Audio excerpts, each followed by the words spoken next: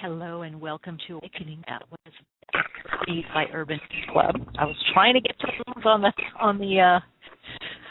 Kaulani Nash to play, but for some reason it wasn't working. Anyway, welcome to our host, Michele Meiche, and we've got our guest co-host, Paulo Dioro, is here as well. Hello, Paulo.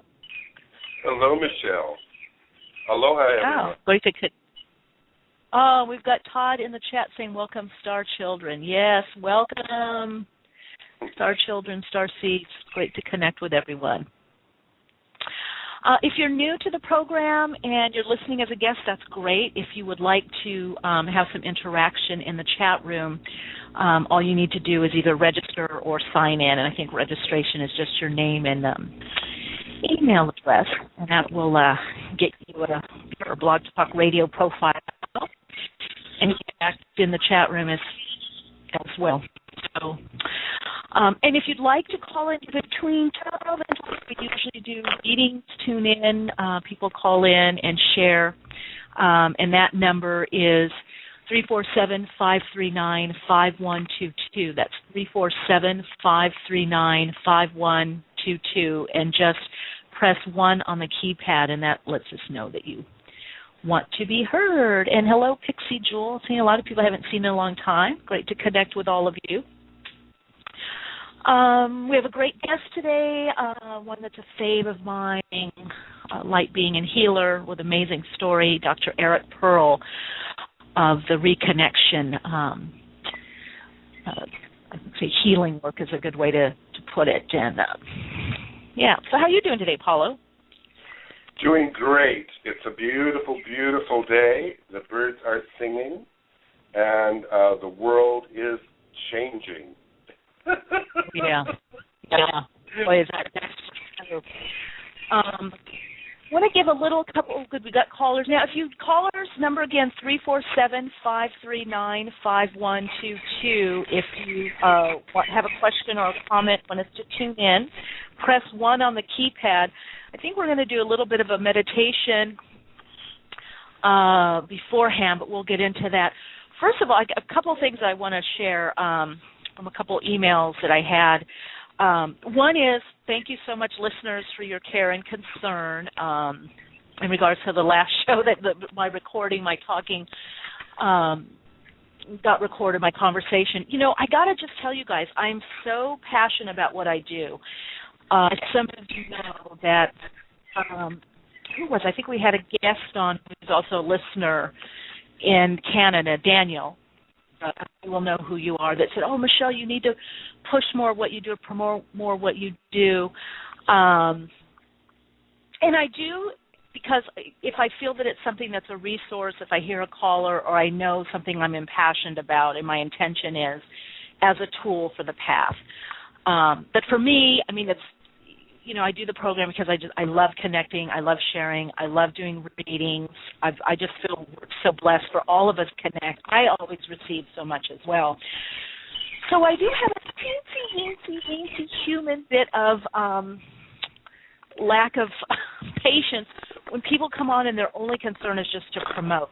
Because people, I know you amazing listener, light beings out there, if you vibe with someone or you like what they're saying, you're going to try it anyway. You know, I'm like that. You know, I'll read the book, I'll do the workshop, I'll check the person out, whatever. So I really want, when people are coming on, to really also give the respect to the listeners when they're calling in, of answering the question in not only a heartfelt way, but with wisdom. You know, if we're, anybody that's in a teaching position, whether you're a janitor at a school, when that little kid comes to, you know, to take the moment to get to your deepest wisdom for that being that's in front of you. And I know for me, that philosophy has helped me through many of my dramas. Paulo, you know some of them. But always being, when I'm channeling, when I'm in session, when I'm on air, whether it's here, when I was doing a TV show, when I'm in front of someone and I see that there's a genuine need to really be there in a honoring and respectful way of their life path, to really take the time to tune in and give the response, allow what spirit wants to come through, even if it makes me late or whatever. You know what I mean, Paulo? I do. I've really gotten an understanding about that for me, that sometimes it's just that the connection, the world connection that we all have comes together, and it's just our mana, our sharing of our mana. It's not really what we say. It's just the showing up and yes, being there. the showing up and the intention. Yes.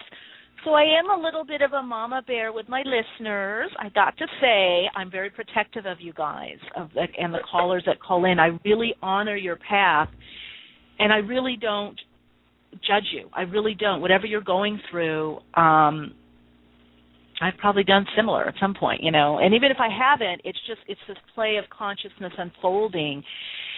And so no question is to anything, no understanding. And the other thing I want to touch on, because we had a few emails on this, that some people didn't agree with some of the things that some guests had said a while back and were offended.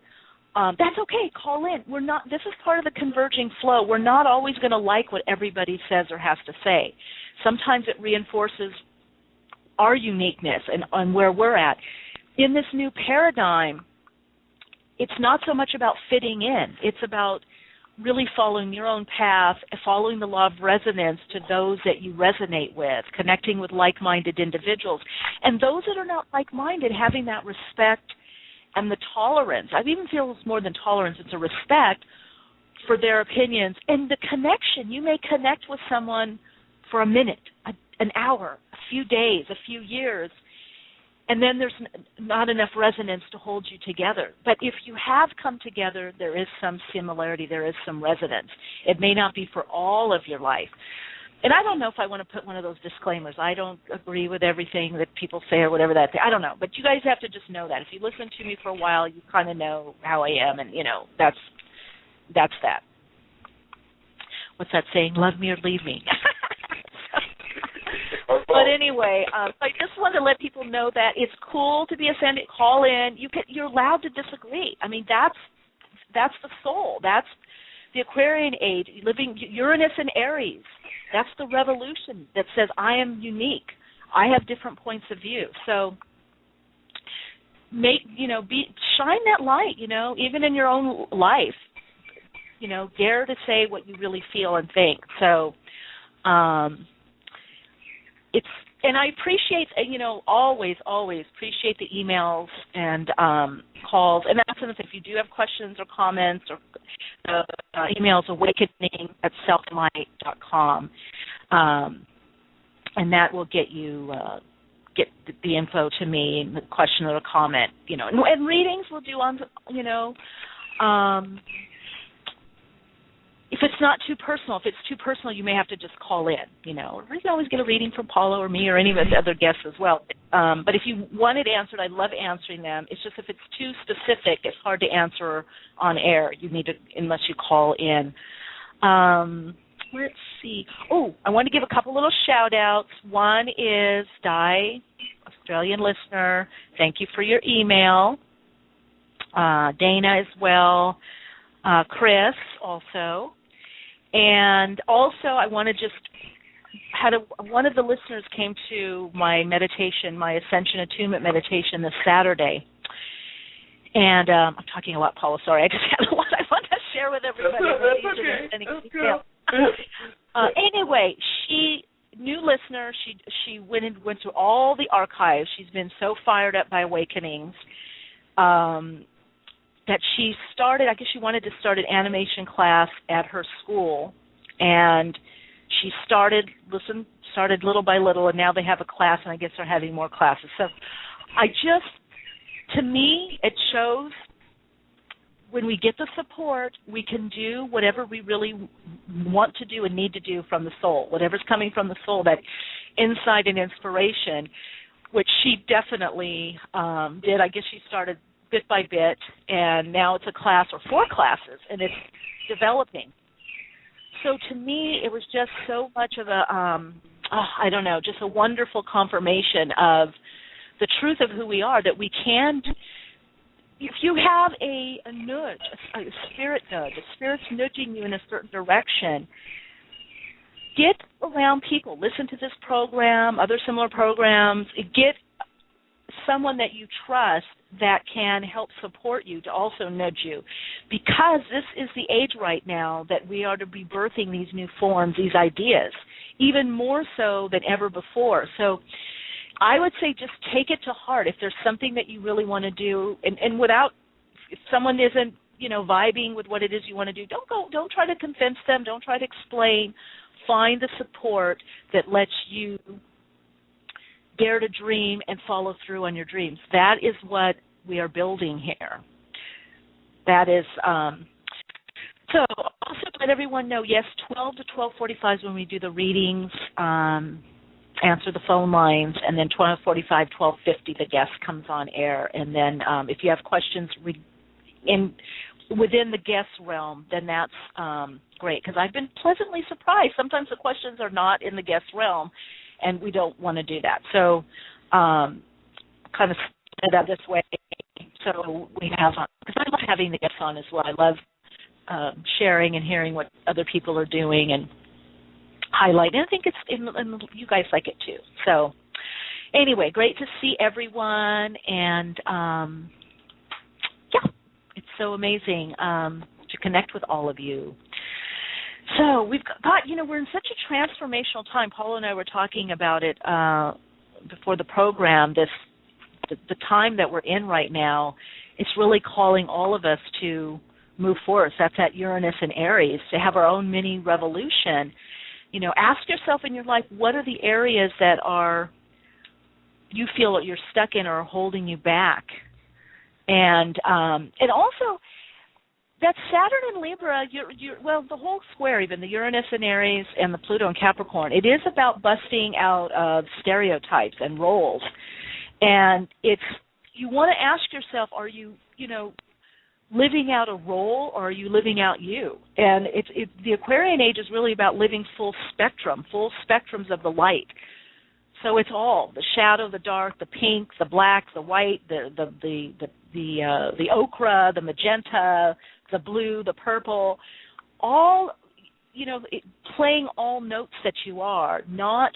It's not about stultifying or suppressing your energy. It's about channeling it and really celebrating the truth of who you are. That's why it's not about trying to fit into a role or a stereotype, but busting from those. And that's that Pluto and Capricorn wants to transform the old systems. And some of the systems are thought forms. They're also beliefs. They're also how you see yourself, the way you think you need to live. It's really about freeing up from the old norm and, I think, creating a bigger playground, if you will. I don't know. You thought on that, Paulo? Yes, I believe that's perfectly true about having this bigger playground, that we need to understand the play.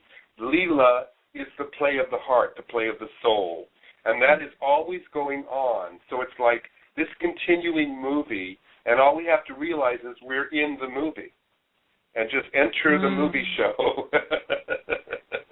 Enter the play. That's the important part. Open up and enter the play. Oh, I love that. Enter the play. Yeah, and I think that's everyone needs to enter. Before, you could kind of sit by the sidelines, but you're probably feeling, how many of you, and again, the call-in number, 347-539-5122. Question or a comment, press 1 on the keypad. It really is about stepping forward. How many of you are feeling like a burning desire to want to do something, share something, say something? Okay, that is the soul urge coming through. That's being spirit-led. And so you're really to explore that more, follow through that more, because it's coming from your soul design, the template of your soul, wanting to create a life that is more expressive of your true design. Let's see. Oh, we got Leela. What is that, Paulo? Todd is asking. What is the Leela, Paulo? It's a Shakespearean quote I put in the chat room. It is the stars that govern us, else one self-made could not beget such different issues. That's from Shakespeare. Mm. Meaning Okay, so the Leela, is it also it the just sets Earth? the plane. The Earth, the stars set a plane that we're able to communicate with, and that's what I'm talking about in the reverse. As above, so below. So right now, the stars are on the planet Earth. The plane of exaction is reversed. It's no longer we're looking out there to the stars as the action. We are the stars, and we are the action. Absolutely. So it's reversed. What is above has now come down and manifested here. Yes. And that realization, that we are both, and that is also calling us to ascend, isn't it? It's calling us to expand our consciousness, to raise our vibrational frequency by moving out of the polarity plane, playing out the extremes of the polarity plane or duality. That's how we ascend. We don't ascend by being nicey nice or trying to think positive thoughts. That has nothing to do, it's a part of it, right? But we're so much more than that.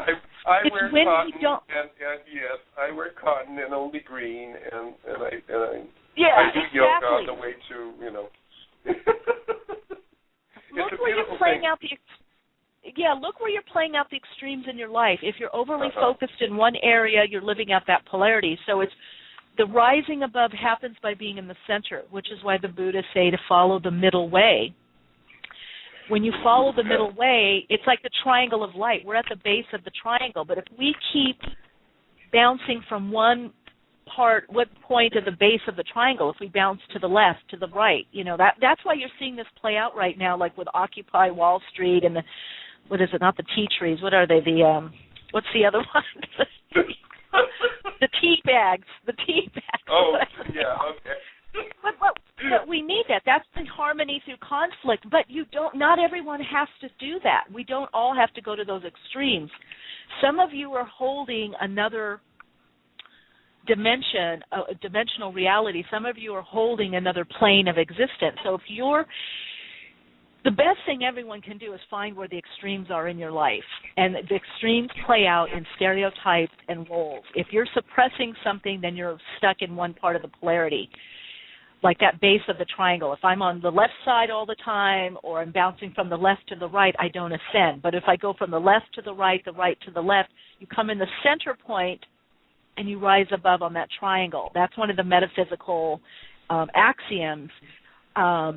That's why I said as above is so below, as Paula was saying. If I live as above is so below, I automatically ascend because I'm not playing out that polarity plane. I'm not holding, it's called the tension of the opposites. Once we release the hold on one of the opposites or both of the opposites, usually we're ping-ponging, once we release the hold of the tension of the opposites, grace comes in, or Chakti, and it raises us into our soul design. It connects us to the higher self, and we feel that. We've all felt it, right? If you felt it, that you just feel that relief. That's what meditation brings as well, Now one thing Todd put in the chat, desire to give up all and go with my heart's desires. Just be aware of this energy field. Because, again, that's the polarity. It's not about giving it all up or staying with it all. You find a way through gradual nudging, because that's how the soul works, until it doesn't, usually what happens is there's a gradual nudging, something, and then there's some type of leap. Now, the leap can be a bam, or it can be a roll, it can be a push, it can be a shove, it can be... Or a sneeze. A sneeze, yes. It can be. Yeah, it comes in many forms. So the big chuckle is coming. Yeah, you're not going to sure how it's going to manifest. But if it does manifest as a BAM, you'll have what you need. You can always ask for things to happen in grace and ease. It doesn't have to, as Tamara put, it doesn't have to be harsh. Yeah. How we interpret it could be harsh. People could say getting rear-ended is harsh. Not necessarily. It just depends. It just depends where you're at. Oh, one question I had, and again, you guys, I do see some people press 1, so that lets me know you guys have a question or a comment. Again, if you do want to ask a question of Paulo and myself, the number is 347-539-5122. Press 1 on the keypad. Did have a question for Australian listener. Wonderful. And Paulo would get your take on this as well, about sabotaging, feeling...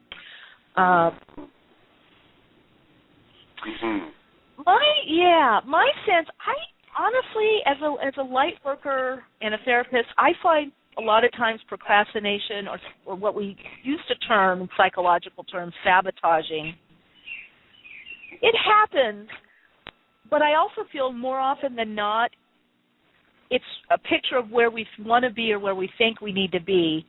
I think and it's sometimes a control thing, too. Okay. Control issue, yeah, because if you're sabotaging, then you're assuming that you're the sabotager.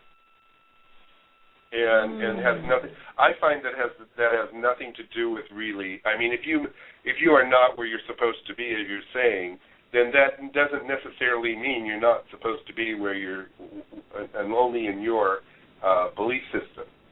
So I think it's about you having some, judgment about your life and what you're doing. Yeah. And I think you can kind of... Yeah, I agree. I don't think it's hard. Yeah, I think there's both. The one thing is, I remember when I was modeling and my agent would say, oh, my God, Michele, why did you do this and this? If you did this and this, you would be further along. Or, why did you, basically not hobnob more? Why did I go, to basically meditate? So someone could say, well, I was sabotaging myself in that field, but no, I was really just following. I was so caught up in my spiritual path that I was not making good business decisions. I wasn't thinking about how to get ahead. I wasn't because for me, I was thinking about going and seeing Amaji, or reading my latest book, or getting back to my model's apartment and doing readings. Yes, but that or was spending your way time. of getting ahead. That was your way of getting ahead. Yeah, because I was.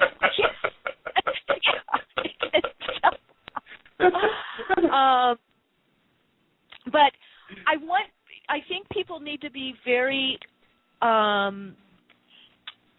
clear about, you have to discern whether you actually are sabotaging or procrastinating, or if a new direction hasn't opened, and you're needing to be right where you are, if the higher self is keeping you where you are.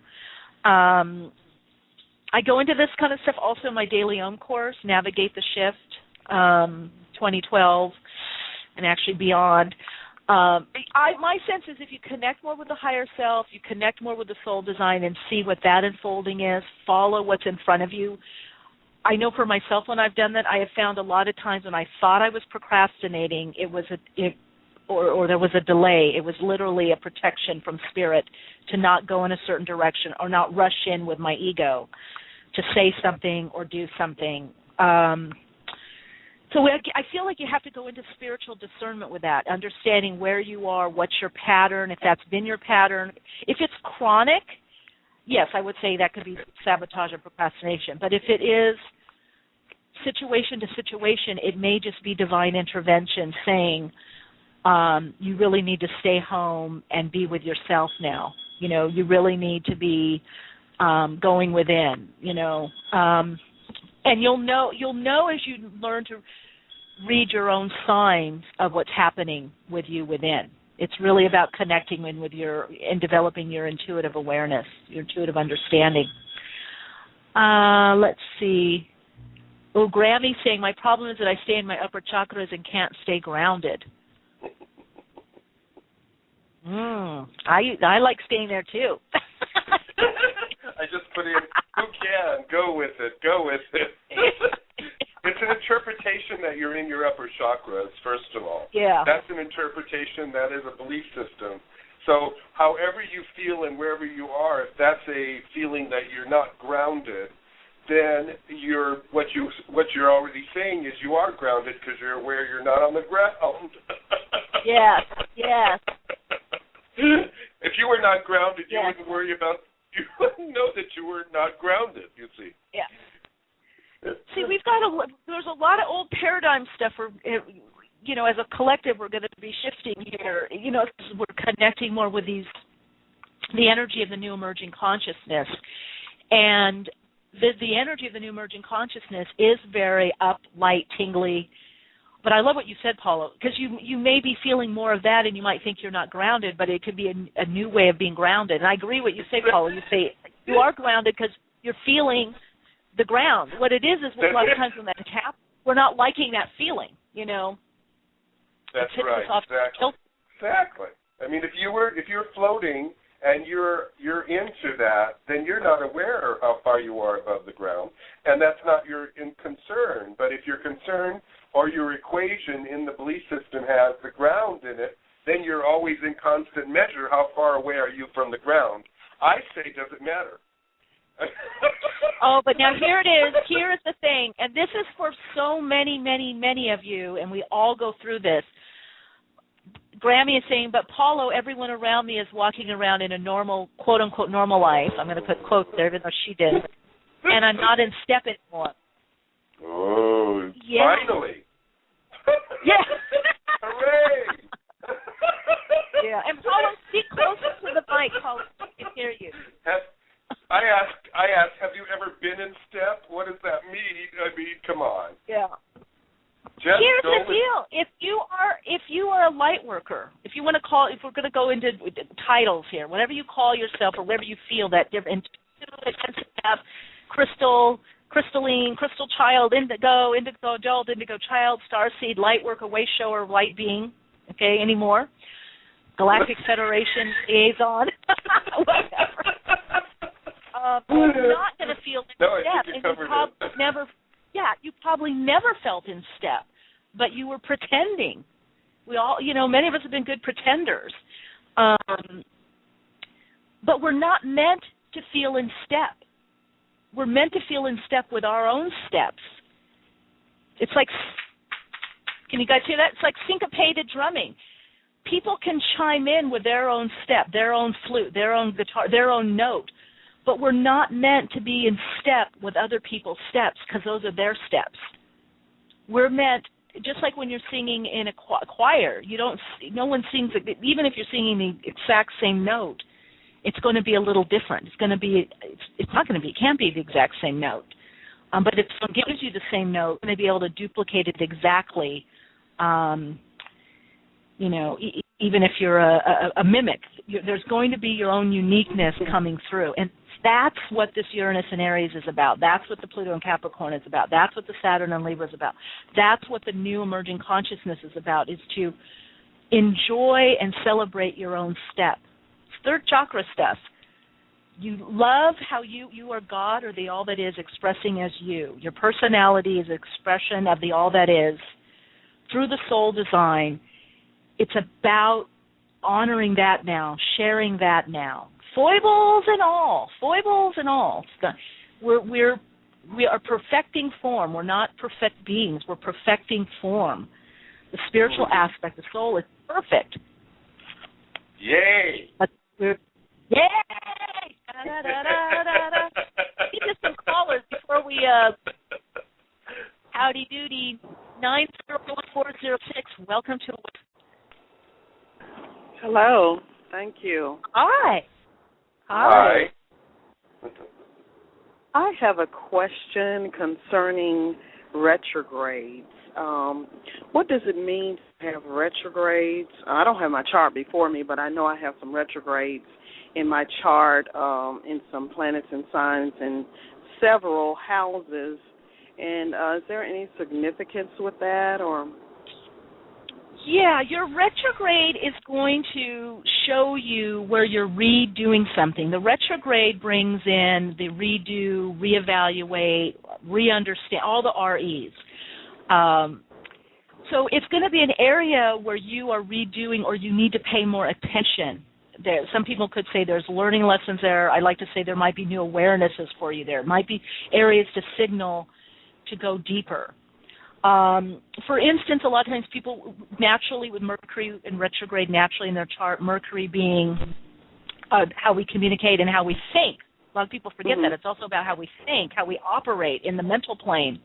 and how we operate on a day-to-day level, how we view the world, someone like that could have a lot of miscommunications, or sometimes they think things in their mind and they think they've communicated it, but they haven't really. Or it could be that they're learning or having an awareness about communication and they end up being these amazing communicators, whatever form they take. It could even be through painting, as long as there's a communication focus there, relaying of information. So when we go through times of retrogrades throughout the year, it is that time, it's the time when our body moves faster than our mind. That's why a lot of times a lot of accidents and mishaps, because the mental realm of the mind moves faster, as everyone knows, right? Our speed of thought moves faster than our speed of body at this point.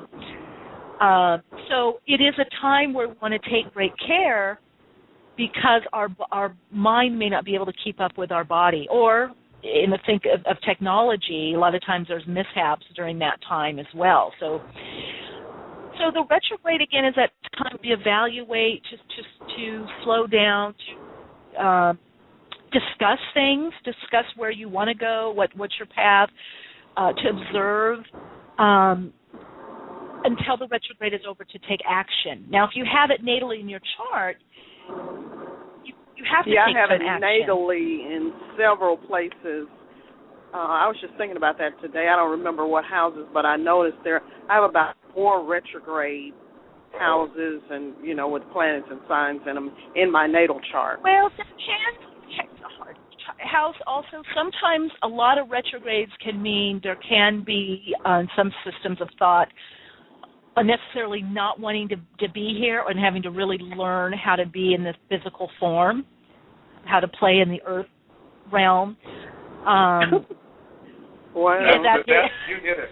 That's hitting it on the head on the nail right there, the nail on the head. That's so it's like you're going to anchor. Okay. I find that sweetie, interesting because I came to that conclusion lately that I just don't understand this system.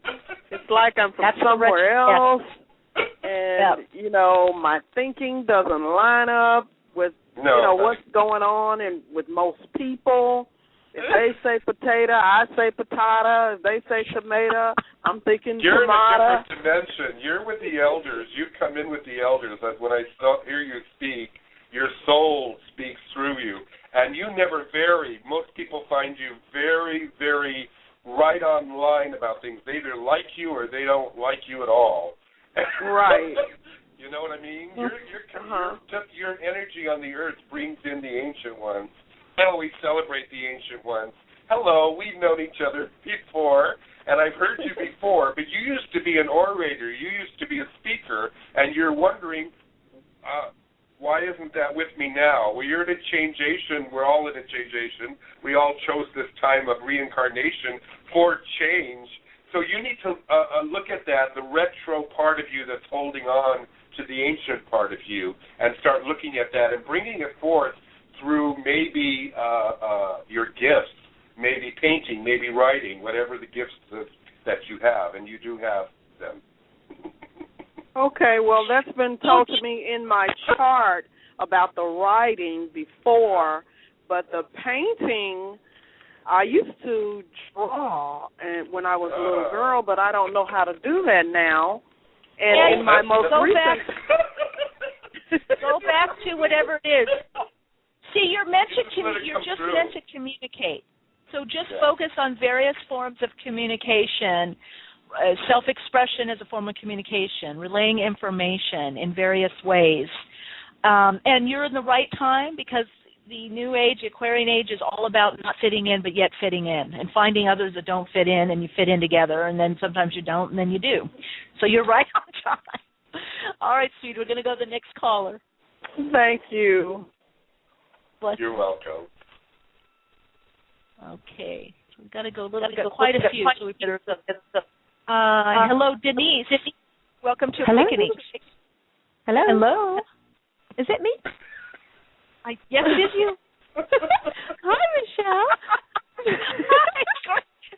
You either got up really early or late. I can't. I think I got really early, 4:45. But I made 10 toast, so I'm awake now.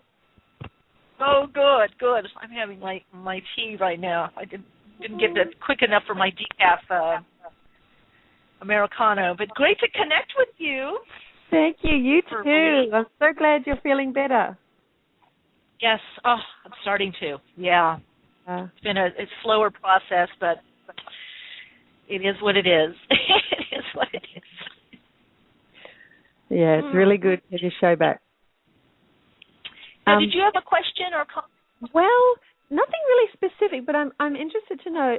I've been told there's something new coming in for me, and I'm actually attending an art workshop in November, and so I suppose it's often always around my art. I'd love to know if you have anything coming through around that.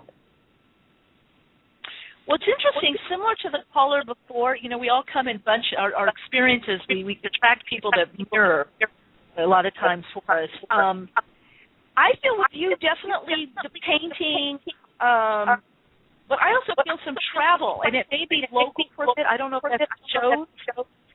That's me. Do you guys hear the delay? Yeah. Oh, I'm on Skype. Okay, well that's okay. We'll just go quickly then, because but I do feel more of your work, but I do feel more travel. You might feel like you've been more isolated or more on your own.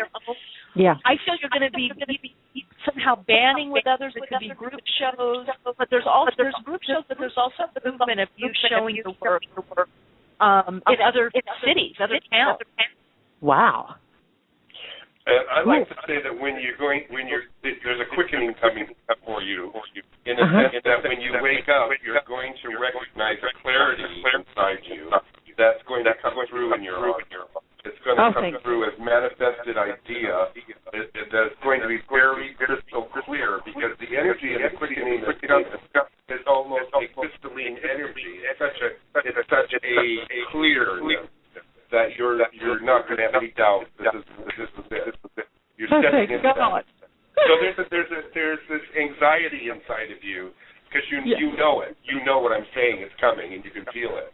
And it's coming a bit that you're going to go right into the middle of as we were saying, into the middle of the triangle and go right up into the center.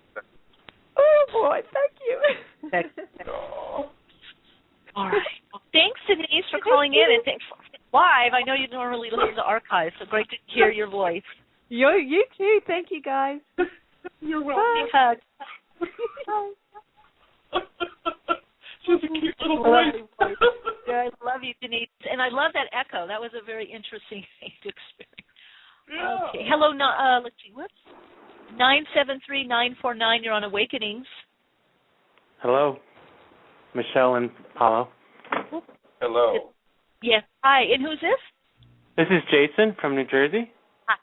Hi, Jason. I'm actually been a long time listener through the archives. This is my first time listening live. So I really cool. Wow. I like everything that is being said, and it kind of ties along with the reason why I wanted to call. I wanted to call about 3 weeks ago, but time didn't allow me to call. And since then, things have just kind of flowed, and I've learned the lessons that I needed to learn. And I like this thing that you're talking about, this delay versus sabotage. And then this just kind of waiting for the higher self to bring things along so that we can learn and be more grounded in that truth, instead of it just being a thought, it being something more real. It's a good that you bring that up, Jason. It's a tough one. I mean, believe me, I've gone through it, and I look to the left and to the right of me, and I go, "Ooh, how come they're doing this? This person's doing this or that, or am I sabotaging myself?" I can say sometimes sometimes I procrastinated, but really when I scan over, I would say 90 to 95% of the time it's been my higher self intervening, and I have either tried to get on a different way of doing something, or trying to hurry our timeline. See, those ideas of sabotage, and I work with that, believe me, in my counseling practice and my hypnotherapy practice, because we do have to work with the mental realm.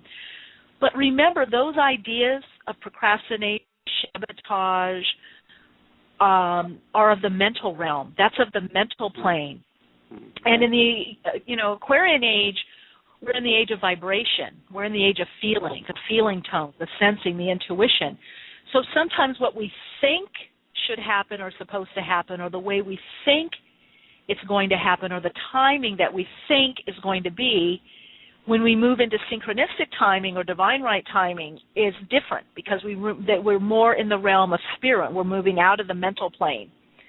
That's why visualizing down the road isn't going to work so well. It's really, if you want to draw to you the experiences, visualize it, think about it, but then move into the feeling of what it feels like and the quality of energy. What is the quality? Like right now, if you had what it is that you wanted, whatever it is that you're trying to draw in or you want to do, if you connect into the quality of how that would feel and be and look like, the quality, the sensing, the subtle energy of it, that's going to draw to you the version, the soul version of that. And I say that the soul version is because there's the ego version and then there's the soul version. And sometimes they're kind of different, Yeah. Yeah. So. Now, the reason why I called in was, I'm sorry. Yeah, go ahead. The reason why I called in, though, was I just wanted to see, a year ago I made a transition from working for the state of New Jersey to working on my own.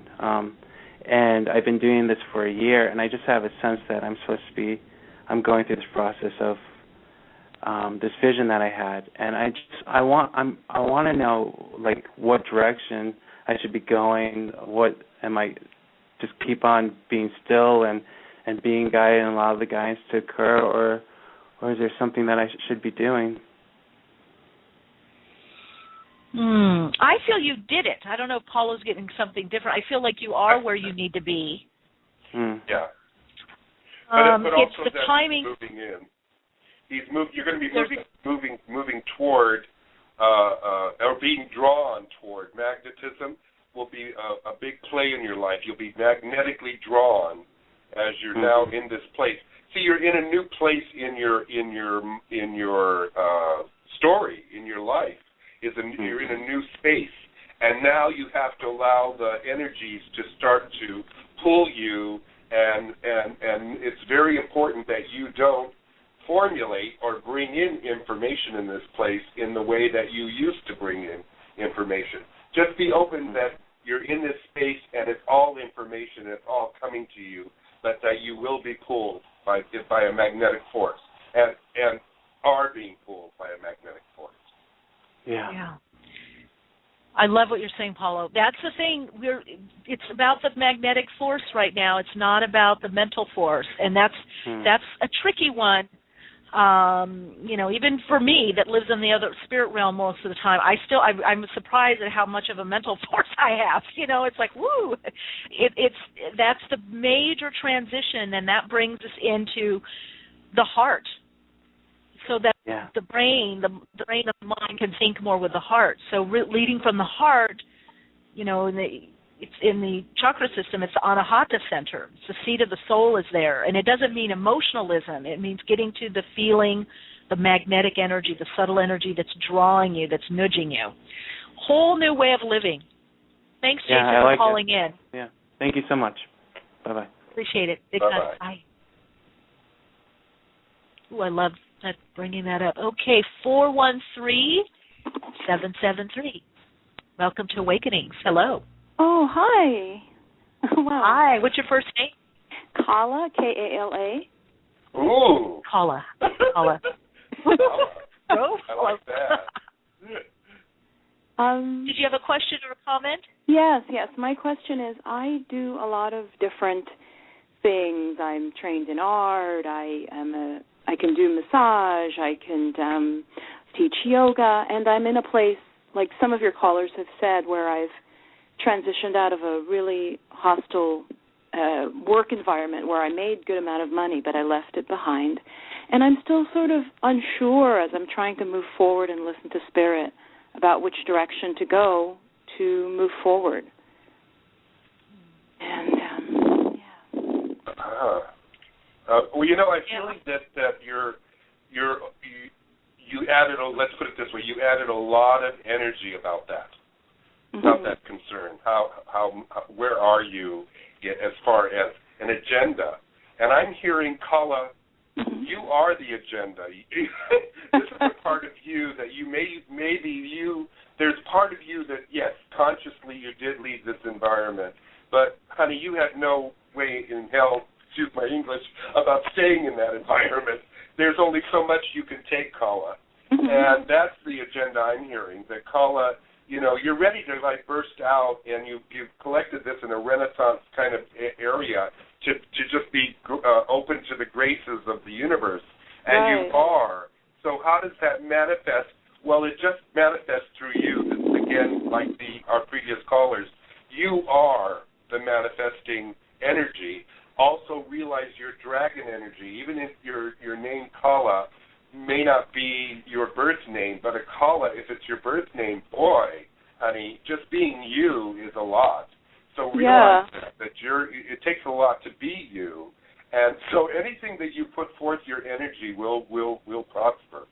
So it's up to you how you want to manifest. And I feel that that's coming in the first of the year. You're going to know. Really? Mm-hmm. Okay. And Michele, do you have?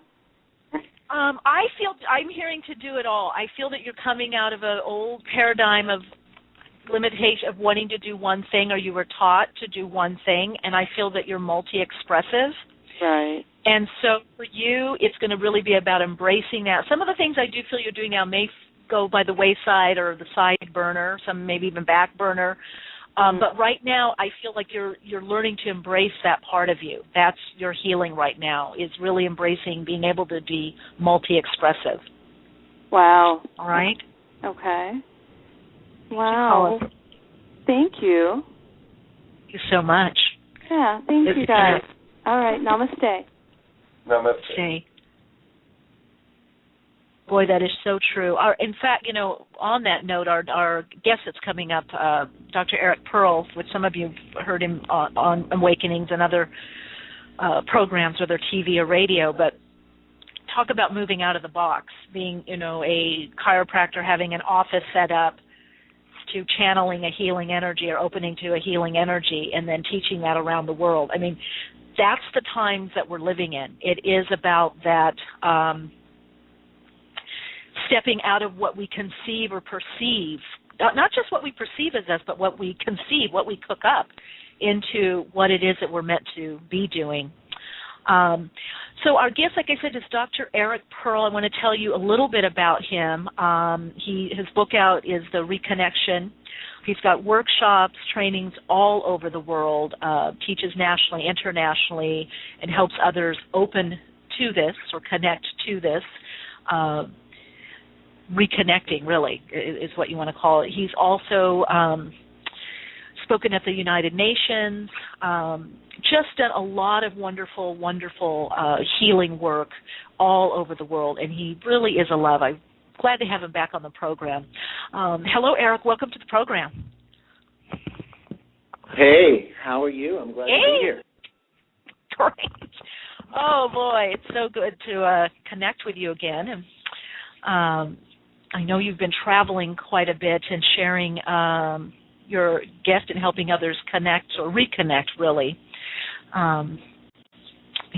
So if you would, because we have a lot of new listeners, touch upon, I just think it'd be so helpful or beneficial to a lot of the listeners specifically today, because a lot of people have been talking about hearing a call, Eric, or wanting to do something else different, and there's that fear, like, oh my God, why I have this steady job, why do I want to do something else, or something, Spirit's nudging me in a new direction.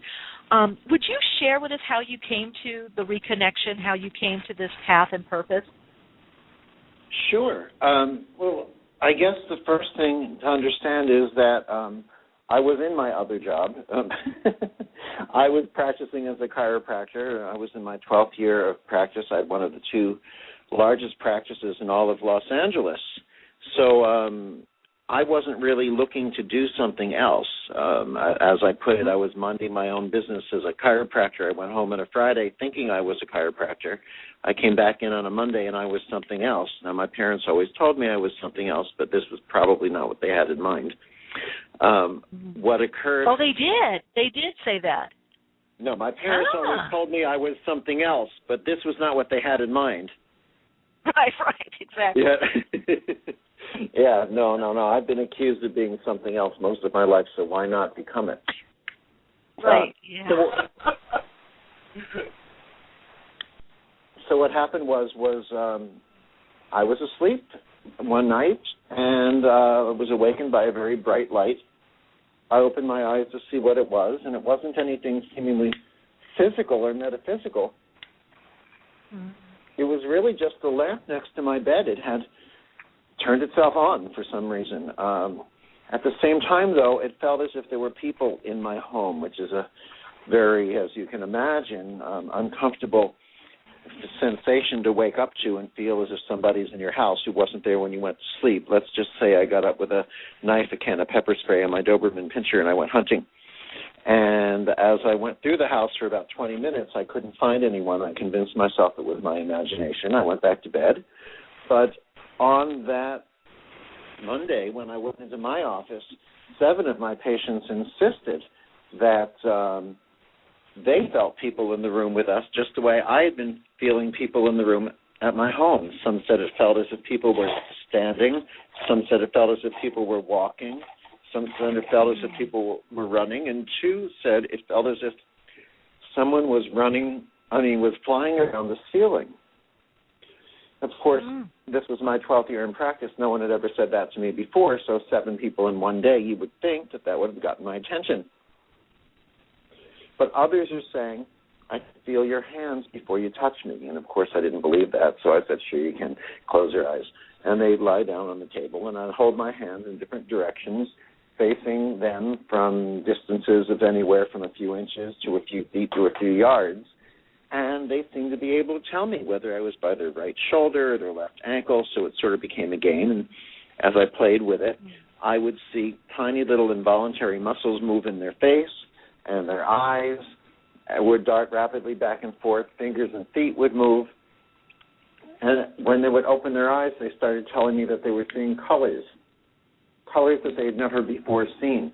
They were smelling fragrances they hadn't before smelled. And they started reporting healings when they got up, real healings. They were getting up, some of them, out of wheelchairs. Vision and hearing was returning.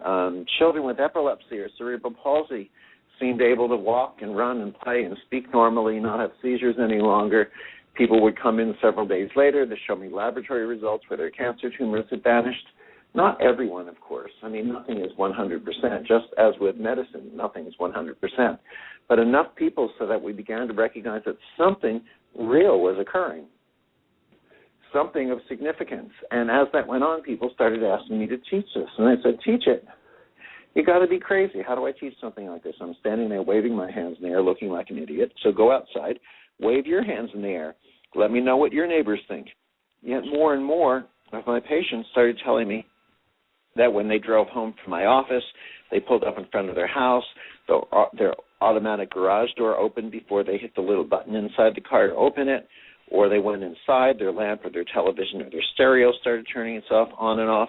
They felt sensations in their hands, and then they would hold their hands near someone in their family, and the uncle could walk again after the stroke, or the grandmother regained her speech. And we began to recognize that once you interact with this, what science calls a new level of healing, this reconnective healing spectrum, something changes within you, and you become able to facilitate dramatic, real healings for others without having to go through the complications of techniques or rituals or protections, etc.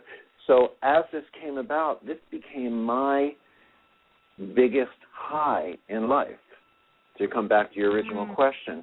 And, you know, my patients were coming in to see a chiropractor. I had all the accoutrements of being a chiropractor, including the nice home and the homes and the cars and everything else. And yet my patients see me waving my hands in the air. and they're starting to leave left and right. Now, my income is dropping dramatically. My bills aren't dropping, just my income. Yeah. When it got to a certain point... So what did you do in that era? Because here you're having this amazing transformative healing experience that you're a part of, and yet the material plane, wasn't yet reflecting that, or the monetary. How did you deal with that? A lot of people are going through similar. Yeah. Right. Okay. I was reflecting just the opposite at that point. So,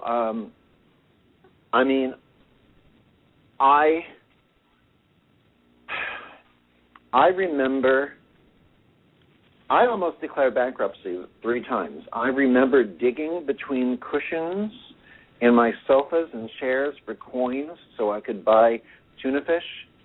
I remember standing in one of the little liquor stores / food mart places, weighing and looking at the 2 different TV dinners to see which one I could afford for 18 cents more or less than the other one and which one made more sense nutritionally.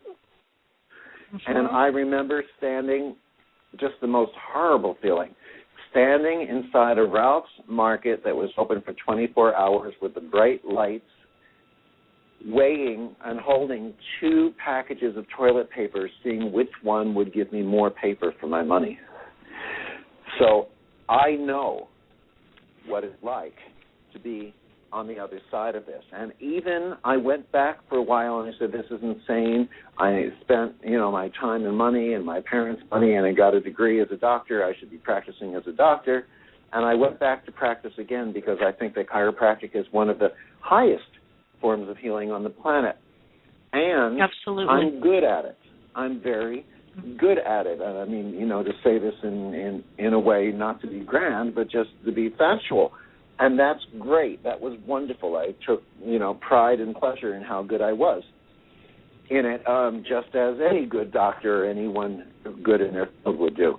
And when I went back to do it, I knew everything to say, everything to do. You know what? As good as it is, when you're living your life at second best, you're not alive. I hardly remember that period of time when I did that. My body was moving, but I wasn't inside of it. So the point is that doctor, healer, means teacher. And we are responsible to educate the people who come into us. That's part of the cycle of balance. Just like you talk about healing being physical, mental, emotional, spiritual, it can't be any one thing by itself. And being a healer includes being a teacher. You are responsible to educate the people who come to you so that they, in turn, can educate others so that others know to come to you for the gift that you have to offer. And sometimes you have to make integrity decisions over the dollar. For example, when people learn how to do reconnective healing, it takes them way beyond anything that they're able to do in an energy healing technique, such as Reiki, Jurage, and Shin Shigan, and different things like that, because it's much more than energy. It's a field, a whole genre of healing that takes us way beyond the energy healing techniques. And so my people, oftentimes, the people coming to the seminar suddenly have to decide they don't want to do Reiki any longer or something like that doesn't bring about those dramatic, instantaneous healings. But someone comes to them and says, well, I hear you do Reiki, and there they are standing there holding their money out in front of the person to do the Reiki. What do you do?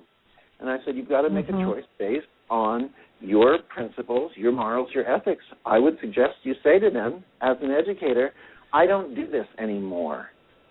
What I do now is reconnective healing, and this is why, and let me explain it to you. And if you do an excellent job of education, they want to come in to see you, and you own your work even all the better, and they tell others about it. If they still don't want you at the end, and you make a move for money, then you're making a decision for the wrong reasons. And I would suggest that you say, if you truly, truly, truly only want Reiki, let me give you names of 3 outstanding Reiki practitioners, that any of which I'd be happy to suggest that you see.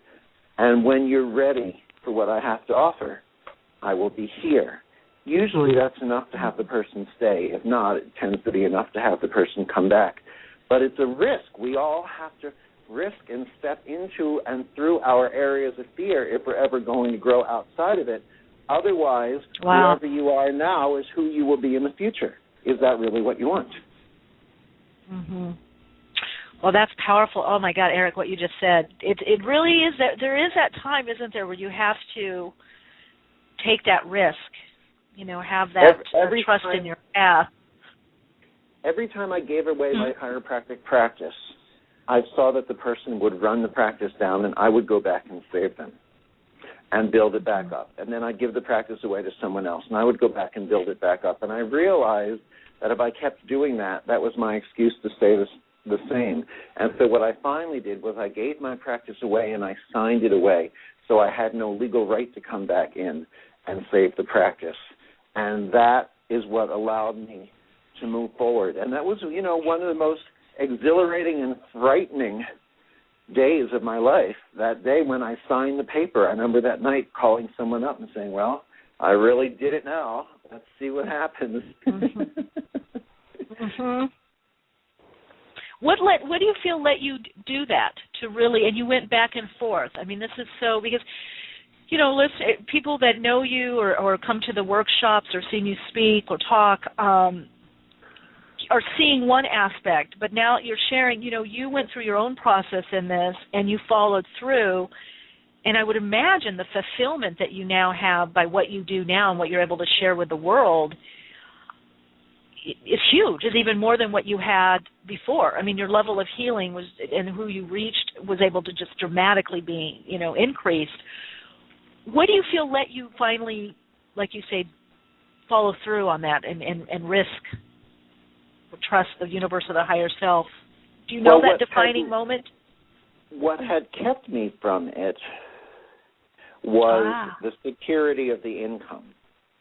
What allowed me to step into it fully was a number of things. I remembered I had to do it, but I can't tell you which one specifically, but I can tell you one very strong defining moment, and that was when I thought, well, if I do this or don't do this, what are the two worst-case scenarios? Scenario A, I die, I show up at the pearly gates or wherever we go, St. Peter or whoever is there, they flip through maybe the book of names or something and go, Eric Pearl, Eric Pearl, Eric Pearl. We gave you an opportunity. Well, let's try it this way. Eric Pearl, it looks like you led a lot of people down a foolish path doing something ridiculous instead of what you should have been doing. You have to go back and live your life over 600 times. That's not very exciting. But worst case scenario number 2, I show up, they find my name, they say, Eric Pearl, we gave you an opportunity to do something, to live and make your choices from love, to do something that would have ripple effects throughout the universe, potentially for eternity, and you didn't do it because you were afraid. See, that was the choice that I couldn't live with. I refused to allow myself to make my decisions any longer based on fear, only love. I figured, what's the worst thing that could happen? Well, I could die, then I'll be all right anyhow. What else could happen? Well, maybe I'd have no income at all, but I'd be doing what I'm here to do, so maybe I'd have to get a blanket and a little shopping cart and live on lawns and hide. I guess I'll do that if I have to. What if they arrest me and take me to jail? I'll do the healings in jail. I just decided that I was going to do what I was going to do. I'll tell you one book that I think would be wonderful for the people listening to this program, and it's been around for quite a while. I believe that this is the pinnacle book that Deepak Chopra has ever written, and it's called The 7 Spiritual Laws of Success. Okay. And in it, did everybody hear that? The spiritual laws of spiritual success, right? It's called The 7 Spiritual Laws of Success by Deepak Chopra. And in it, he talks about a single-minded or single-focused attention, your intention, how to work from a state of detached observation without judgment. In essence, it's how to create in our lives.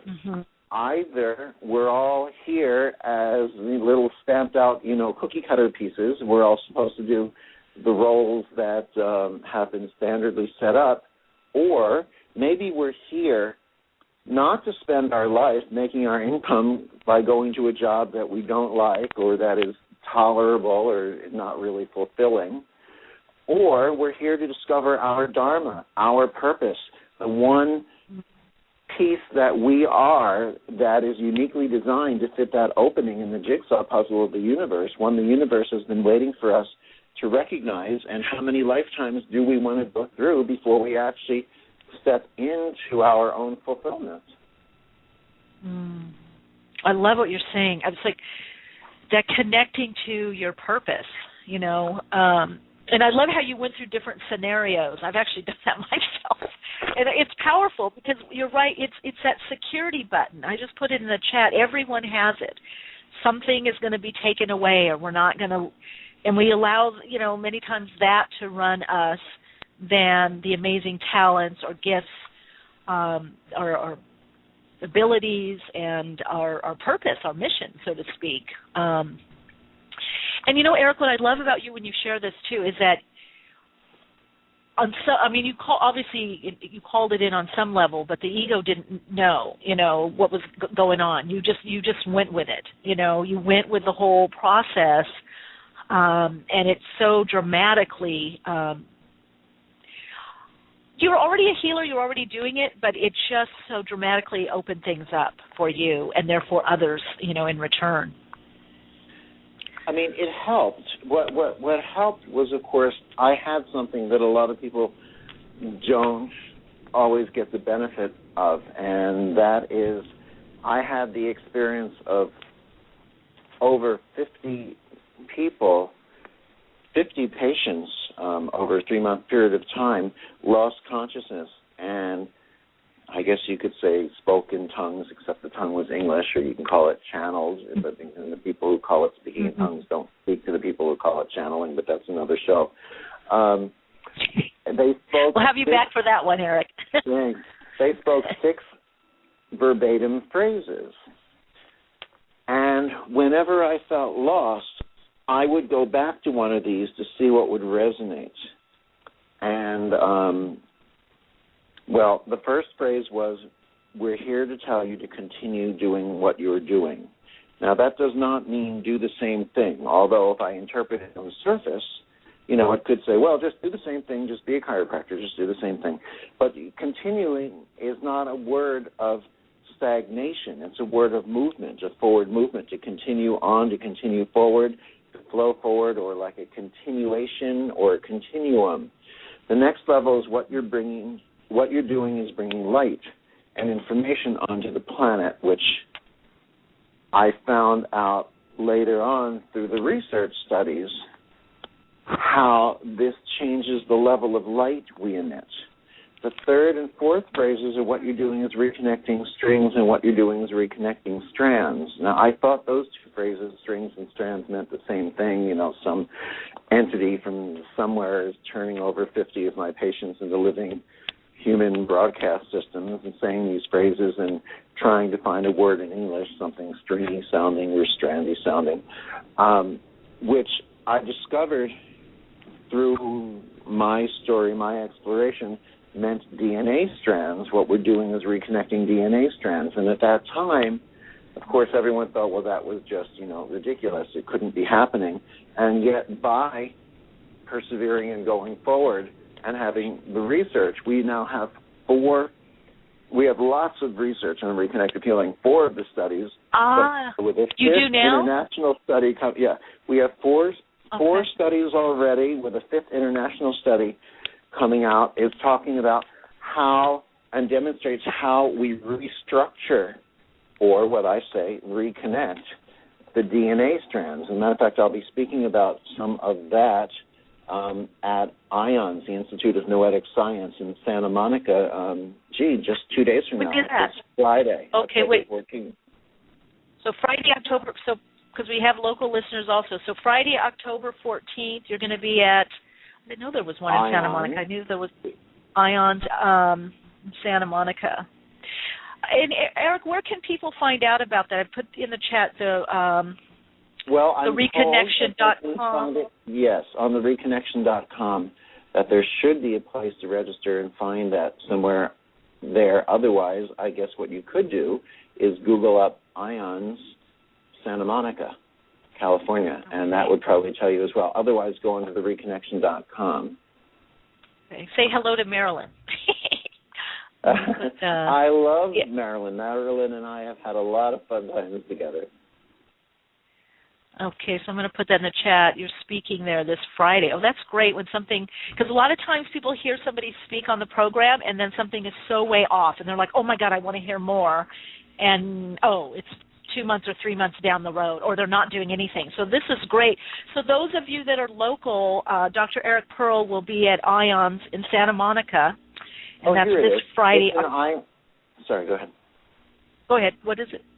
Oh, I was just going to say I did. I Googled up Ions Santa Monica, and it's also called Ions LA, and it talks right there that I'm speaking there at 7 o'clock Friday night in the community room there. Perfect. Okay, and that's this Friday, October 14th.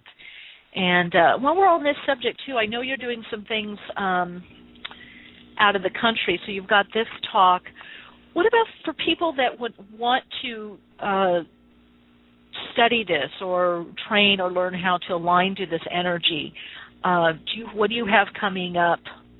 There are 2 more seminars that I'm giving in the United States. The closest one is in time. The closest one is here in Los Angeles, October 21 through 24. It's right here at the Universal Hilton in Universal City in LA, and I'll be teaching on usually it's a Friday night, a Saturday, and a Sunday, but we have a special event happening on Saturday, so I'm teaching this seminar Friday night, Sunday, and Monday. And let me explain what happens at the seminar so you understand whether or not the listeners understand whether or not it's something that you want to attend. But what will occur on Friday, October 21, is that I'll give a 3-hour presentation, talk about the history of the work, the theory of the work, the science, and the research, give everyone an opportunity to feel this in your hands, and we'll bring up some volunteers from the audience to do some live demonstrations of the healing, so you get to see the reality of this on maybe yourself or a friend, someone that you know, someone local. But that Sunday and Monday, the 23rd and 24th, is a real working seminar. So I'll tell you right now, do not come if you think that what we're going to do is sit around, hold hands, and sing Kumbaya, my Lord, because it will not happen that way. We're not going to sit around in circles and pretend to pull imaginary zippers up in front of ourselves or learn how to shake off negative energy and spray ourselves down with alcohol. We're stepping into something new where we can become the healing. So what happens is I demonstrate a level of the healing from the stage, and then we all go to massage tables in groups of 2 or 4. I walk around to each table, and so does our international team of teaching assistants, and we'll take your hands and show you how to begin to feel some of the initial sensations. And as you do feel that with your hands, as you access that, you will start to see the person on the table. You'll start to see their eyes rapidly dart back and forth, or maybe their fingers move. We'll show you how to feel a different sensation, and as you do, you start to see their feet moving or their body moving differently, and you start to recognize that, when I'm here, I feel this, and I see that. When I'm here, I feel this, and I see that. You start to recognize your role in what's going on as being very clear. You very astutely recognize it. Then what happens is we'll go back to the chairs, talk about what we just learned, discuss the philosophies some more, demonstrate the next level of work, and go back to the tables again. And by the end of this week, and in other words, by October 24, that Monday, the end of that Monday, I can pretty much make you 2 promises, which are A, you will be able to do anything and everything in the way of healing that I can do, and B, you will be able to do anything and everything in the way of healing that any human being on this planet can do, whether they were raised by monks in a cave in a mountaintop in Tibet and fed grains of seed each one individually blessed and flown in the beaks of a different bird, or whether they moved to a church in Brazil and changed their perfectly good family last name to of God. It doesn't matter the story. It only matters our willingness to transcend the story. The gift of reconnective healing is that it allows us to completely transcend our modalities and our energy healing techniques. The only challenge is whether or not we're willing to. The gift is that it allows us to completely demystify the healing process. The only challenge is whether or not we are willing to. And if we're not willing to transcend the techniques to bring about healings that are fairly instantaneous and tend to be lifelong, then we need to ask ourselves why. And if we're not willing to allow the healing process to be clear and transparent for everyone, then we need to ask ourselves why. And if we're not willing to ask ourselves why, then we need to ask ourselves why we're not willing to ask ourselves why, because it's within that question that lies the key to our true mastery. Well, I love that. Yes, it's for all. Got a couple of questions in the chat room for you, Eric. Also, I want to let people know if you do have a question for Dr. Eric Pearl relevant to what we are talking about or relevant to healing, reconnective healing, healing in general, the number's 347-539-5122 and press 1 on the keypad. I've got a couple of questions here in the chat. Let's do this with the questions first, just to let everyone know. Let's think about the question and make sure that it's a question that can bring information that will be beneficial to everyone. Let's not make them personal questions such as, I have this back pain, or my daughter has this problem, and what can I do for it? Because we're not going to answer that kind of question today. They're usually good about that, actually. Okay, so we see somebody's asking about, I hope I can pronounce this, azitulite crystals for chronic pain. What do you think of, I guess it's azitulite crystals for chronic pain? Well, the point is it doesn't matter even if you've said the name properly or not. Where we are today is that we are outgrowing the need for the external. We no longer need crystals or wands or tulips or flower essence drops or aromatherapies or anything else, because every time that we use one of those, we take a part of our true essence, our authentic selves, and we vest that into that crystal, into that object, or into that ritual. And it's time for us to recognize that we're not here to try to depend on outside objects, but instead to allow ourselves to 100% who and what we are, the actual healing itself. You know, when you take a flame, for example, take a lit candle to light another candle to light another candle. You never see that candle using a technique or adding a crystal to do it or protecting itself. What you do is you simply see that candle standing in the truth, the presence, the integrity, the essence of who and what it is, and by doing so, it simply inspires the next candle to ignite and the next flame and the next flame. And so it's time for us to become the light that lights the next light. It's time for us to become the healing that inspires the healing in one another. And first, to do that, we have to take our authentic power back within ourselves. In other words, it's time for us to come home. I love that. Now, we have a question also about the reconnective healing. Reconnection healing, does it work at a distance? Reconnective healing, of course, works at a distance, because really distance is part of the illusion. We live with an illusion of time and space, and distance is just that illusion. Okay. So there's the question there that, let's see, and what about for anger? We have another question. A lot of people are going through a lot of situations. There's a lot of anger or stress and fear right now on the planet. Can this be helpful for that? What's most helpful for that is, of course, our willingness to walk through the fears and risk what might come from it. And then we will find that in most cases, 99% of the time, that, approximately, that perceived risk isn't really a danger at all, but it's all been an illusion that we are designed to grow by stepping through. You know, I told you that this seminar coming up, instead of being Friday, Saturday, and Sunday, is Friday, Sunday, and Monday.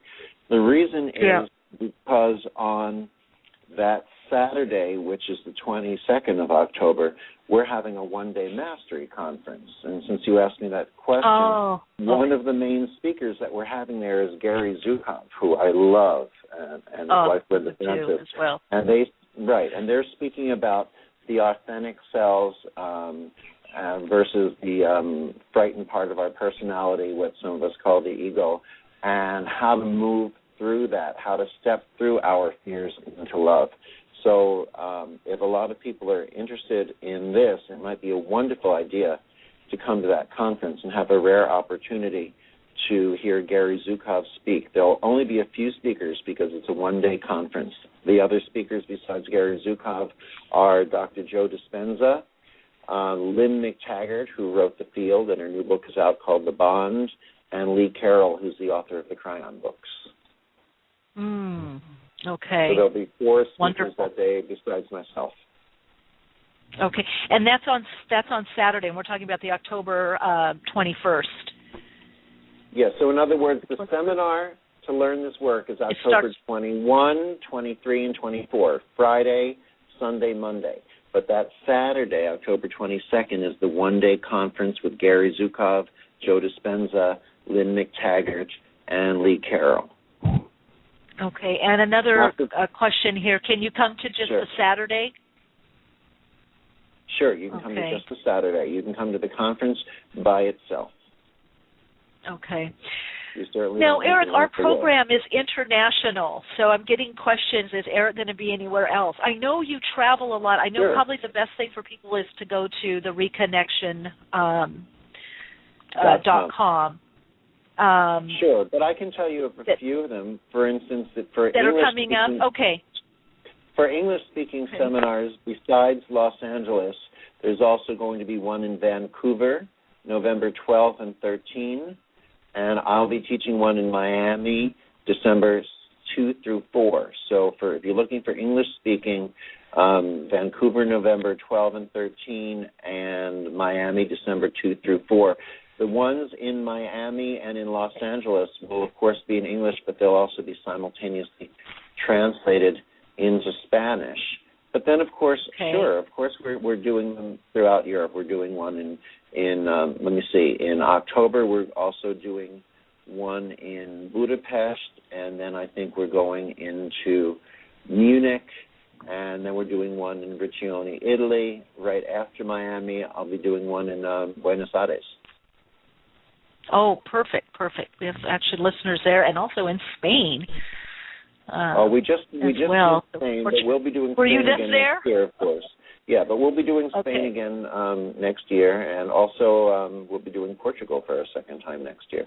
We haven't gotten the full schedule up yet for 2012, but we will get that up soon, I hope. Okay. Well, just so that people know, I mean, there is that, going to the website, but also a lot of times people are listening, and then you think, is something, coming up sooner rather than later. And Eric, what is sooner again is Los Angeles. I was just going to say sooner again is the ones that are this month are Los Angeles and Budapest.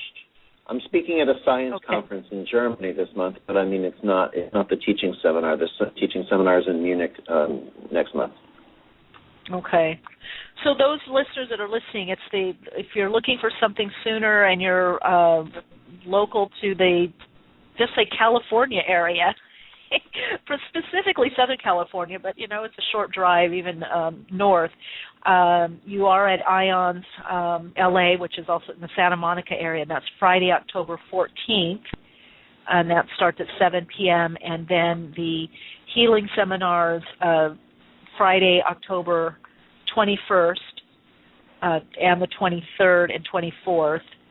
And then also that special master's class you said in speaking where Gary Zukov will be is October 22nd, which is a Saturday. So I'm sure you can come to the conference by yourself. I mean, you can come to the conference by itself. You don't have to attend the seminars to be at the conference.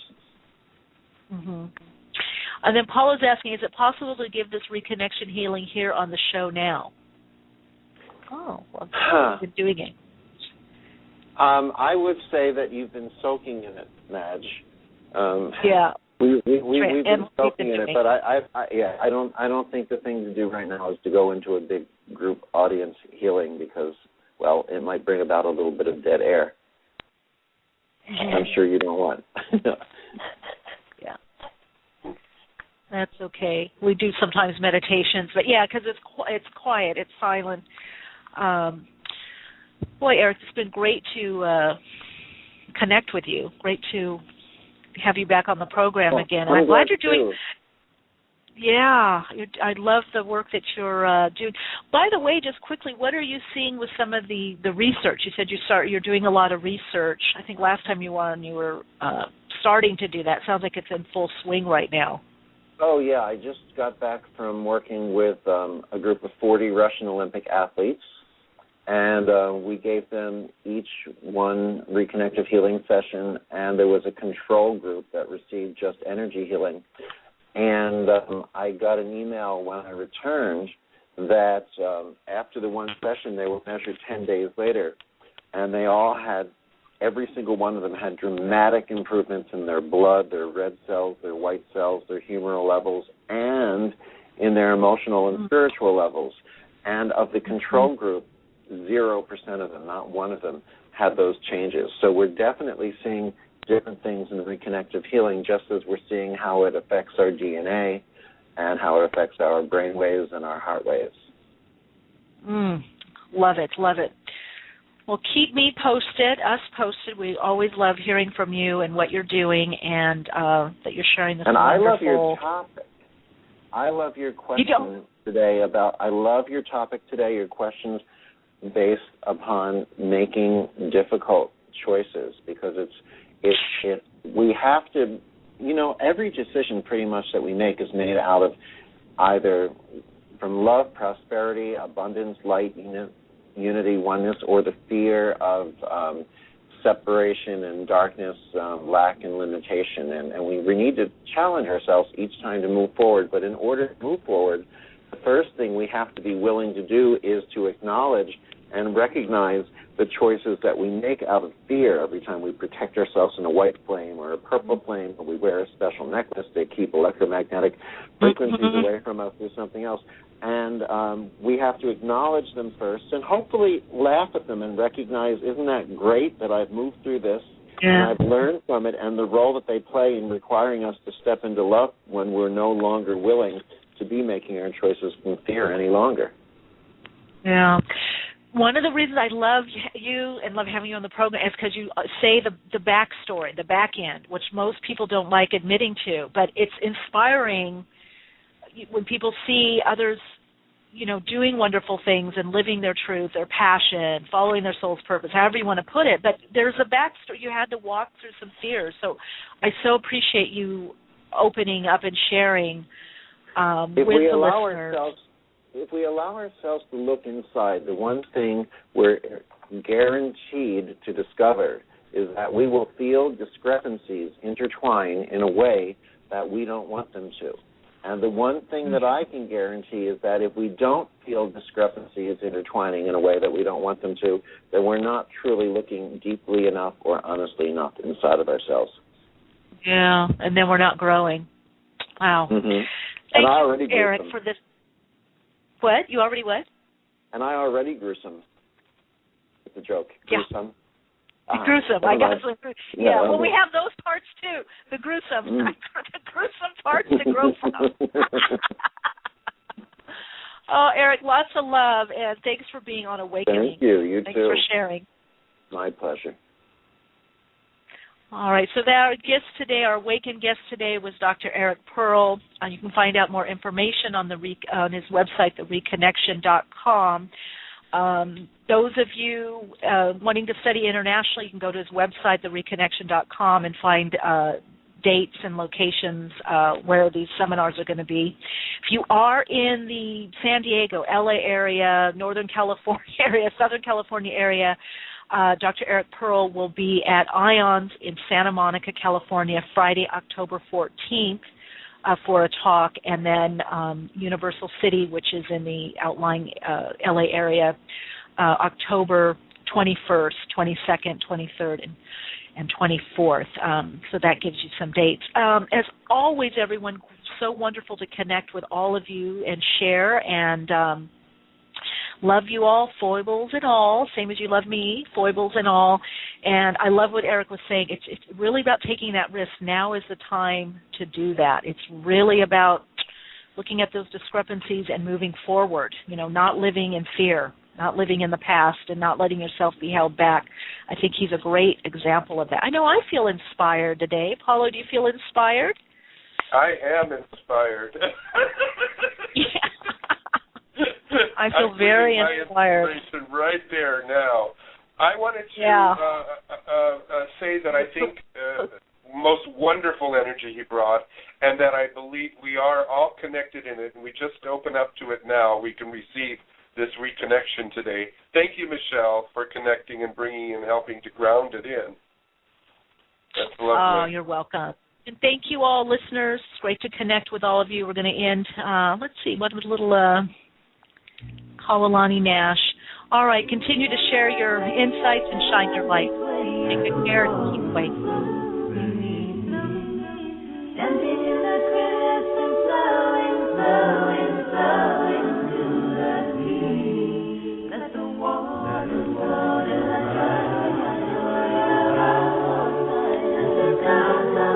And awakening here every 12 p.m. Pacific time, Wednesday. Till then, keep awake.